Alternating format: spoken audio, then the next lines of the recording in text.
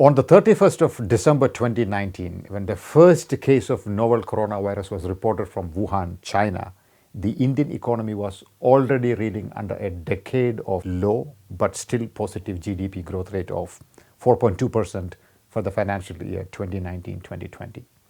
Just prior to that, unemployment figures were the highest in 45 years in 2018. The country was witnessing protests against the CAA. India's international reputation was as a pluralist democracy was no longer a given. Relations with Bangladesh over the CAA were growing fraught. The government in Nepal was getting too close to Beijing for India's comfort, and New Delhi's bilateral relations with Kathmandu were taking a huge hit. The erstwhile state of Jammu and Kashmir had been placed under a lockdown since the de-operationalization of Article 370 in 2019. That was before COVID-19 hit us, and hard. Difficulties in India's national security apparatus were manifold and manifest long before the pandemic hit, but COVID aggravated trends across the spectrum, precipitating an unprecedented security crisis for the Indian state. By March 2020, the whole of India was put under lockdown to prevent the spread of COVID-19. The announcement of the lockdown triggered an exodus of migrant laborers from major metropolitan cities towards the countryside. Many had to walk hundreds of miles on foot to get home. India's GDP contracted by 23.9% in the 2020 April-June quarter and by another 7.5% in the next quarter. India's economy went into a technical recession for the first time in its history. About 21 million salaried jobs were lost between April and August last year. Return of migrants from the Gulf countries dried up the precious source of remittances, also adding further to the number of the unemployed people at home. Industrial output decreased month after month and manufacturing declined. Then health infrastructure in state after state started unraveling before our eyes. Hospital beds became scarce. Crematoria and graveyards were reportedly outnumbered by the dead waiting to be cremated and buried. I know this sounds straight out of some film on apocalypse, but that seemed to be the state of affairs on the ground not too long ago. And while we were busy with all of this, the Chinese were waiting on the wings to launch a surprise land grab operation against India. During April-June 2020, Chinese PLA troops captured regions on the line of actual control, and the standoff led to clashes in the Galwan Valley, leading to first combat casualties on the LAC in 45 years. Chinese military and economic aggression sent shockwaves in the international community, re-energizing thereby the narrative of Indo-Pacific and Quad, unmissably pointed at China and bolstered by the US commitment towards the region. As I speak, India has started phase 1 of its mass vaccination drive to immunize 30 crore most vulnerable Indians against COVID.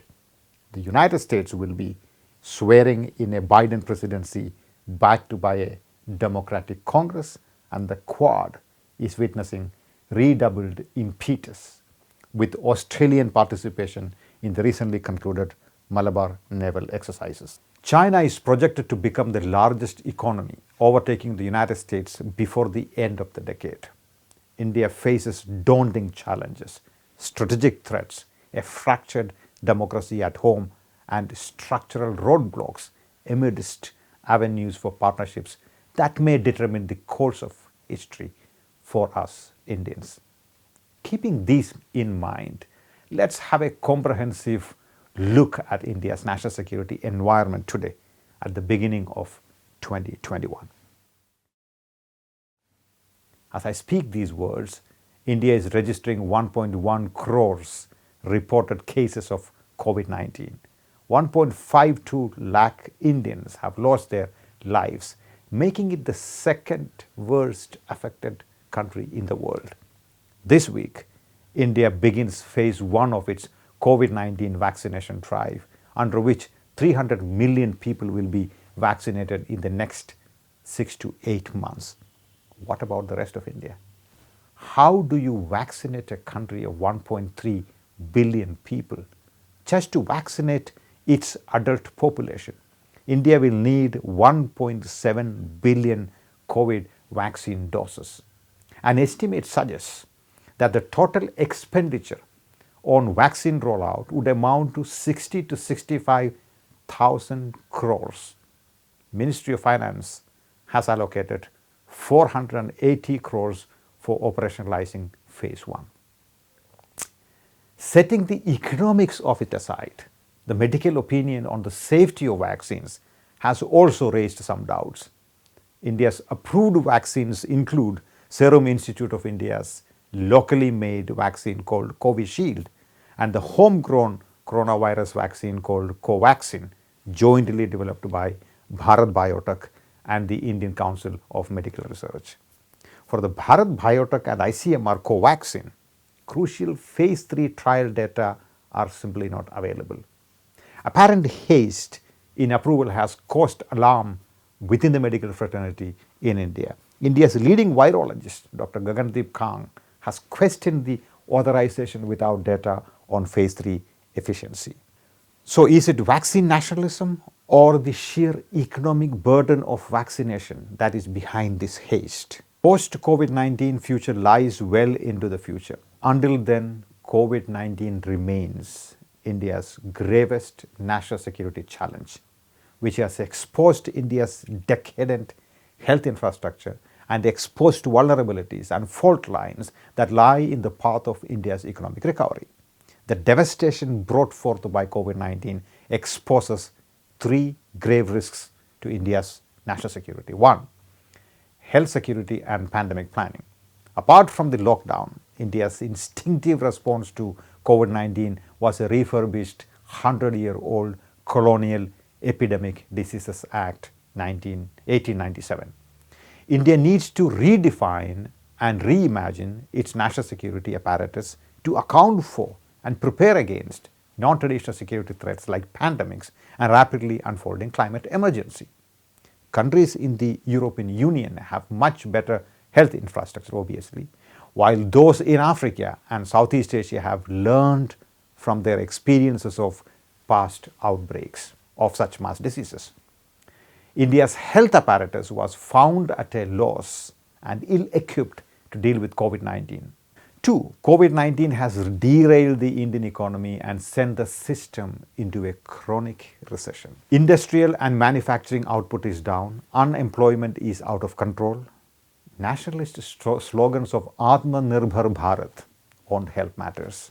India must make major strides in innovation and technology-led growth, supported by large-scale government spending to rescue the economy from recession, generate jobs and increase demand in a shrinking economy.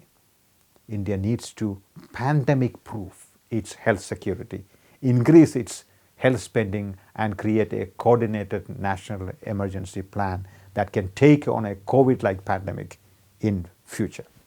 There is an urgent need for a legislative upgrade in India's British-era Epidemic Diseases Act. Lot more spending on health and vaccine research along with innovation in health technologies is a must. India's defense strategy and foreign policy should take into account China's global ascendance, and India should rise to meet the challenges it faces inside our own South Asian neighbourhood. Within the region, India faces a threefold challenge. Number 1, how do we deal with the strategic challenge from China? How can India amplify its economic ties and defense alignment through Quad and the Indo-Pacific to counterbalance China? And 3, how can we meet the foreign policy challenges of strengthening bilateral relations and economic cooperation with our South Asian neighbors? China is set to overtake the United States as the world's largest economy by 2028. China is also India's biggest trading partner in goods. India runs the largest trade deficit in its economic ties with China, a figure which stood at 57 billion US dollars in 2019. COVID-19 shrunk the total volume of trade along with the deficit, which during the first 9 months period saw a reduction of 30.5% from 42.9 billion US dollars to 29.8 billion US dollars, as Indian exports to China increased by 14.9% year on year. And now the pandemic has further increased the GDP gap between India and China. India's dependency on China for manufacturing and for supply chains that run through Beijing presents a long-term strategic challenge, response to which cannot be a ban on a few Chinese mobile applications. India's wariness of trade deals and FTAs merely in opposition to China and not joining the RCEP might end up to the exclusion of India from future global supply chains, which would be bad news for the Indian economy. Chinese tech giants have made major investments in India across sectors, including artificial intelligence, online services and platforms, payment portals, social media, etc. Indian pharmaceutical industry is dependent on Chinese chemicals and the Indian IT industry on Chinese hardware. India needs an economic policy framework that addresses the widening gap in innovation and technology and keeps pace with developments in artificial intelligence, 5G, green energy, and explore partnerships with other countries and diversify its export basket to include expertise and domain knowledge in space and IT industry. India also faces the might of the Chinese military. Informal diplomacy, Wuhan spirit, and Chennai Connect died a chilly death in the heights of the Galwan Valley, where 20 Indian soldiers died in June last year. The standoff with the Chinese army continues with little headway made towards disengagement and restoration of status quo ante. Chinese aggression has triggered a balancing response by others in the region, which is supported by the US globally. The Quad has become more consolidated, and the Indo-Pacific seems to be emerging as a democratic alternative to China's hegemonic BRI project and debt trap diplomacy. A recently declassified document on America's Indo-Pacific strategy from the outgoing Trump White House outlines great stress on facilitating, quote-unquote, India's rise and capacity to serve as a net provider of security and major defense partner in the region, unquote. While the meeting of Quad foreign ministers in Japan last year signaled greater alignment, only the United States directly mentioned China and the need to check its flouting of international norms and aggressive posturing. None of the others. Each of the three remaining Quad countries, Australia, Japan and India, have economies enmeshed with the Chinese economy. The signing of the RCEP last year is only going to augment trends in favor of China. So, how far will the Quad countries walk the talk?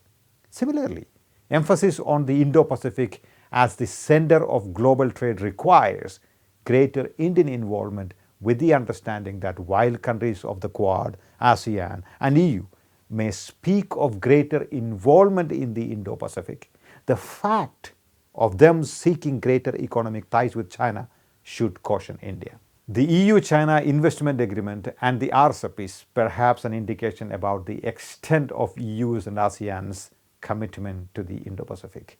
That leaves only the United States, whose commitment to balancing China stems from a genuine long-term strategic threat that it faces.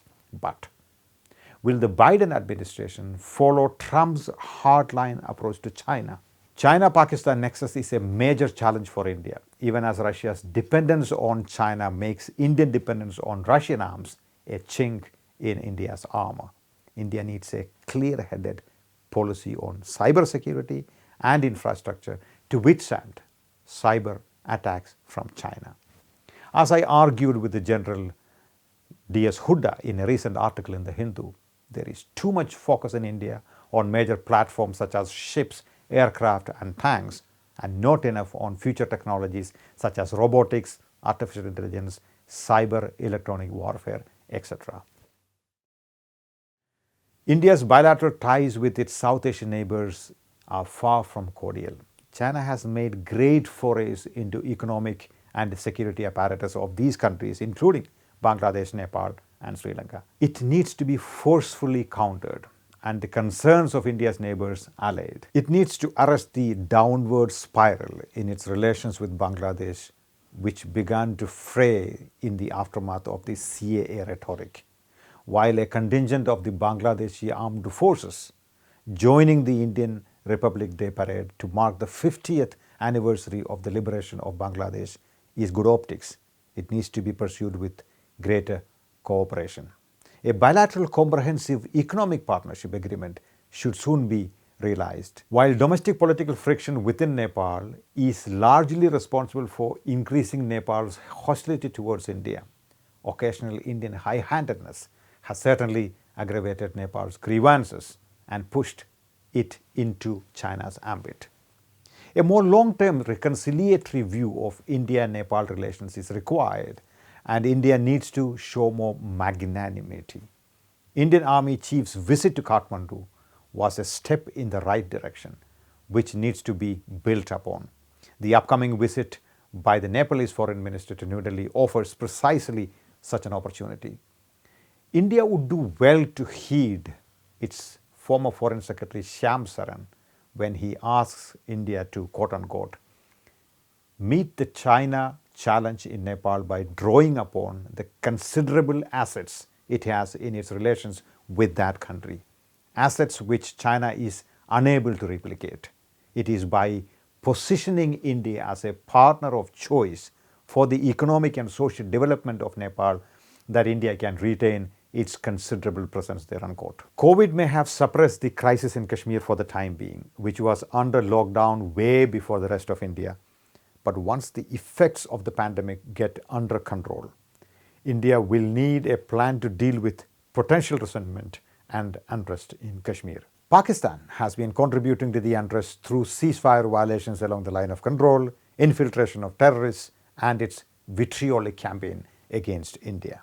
India will need to counter such attempts from Pakistan and present its intent and credentials for democracy and development to a disenchanted people in the Kashmir Valley. As the farmers' protests, which is continuing even during the lockdown, show, issues suppressed by the pandemic will come back to the fore once the pandemic subsides. CAA and NRC will need to be handled with much greater caution, not just from the viewpoint of domestic politics, but also due to the foreign policy implications they will definitely have. Greater finesse is demanded of India as it prepares to deal with a volatile mix of domestic crisis and international concerns and challenges.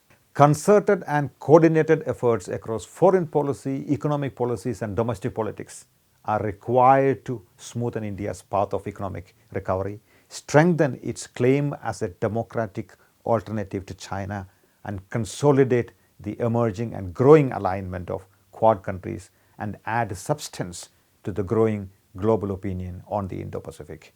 Thank you for watching. Have a wonderful new year.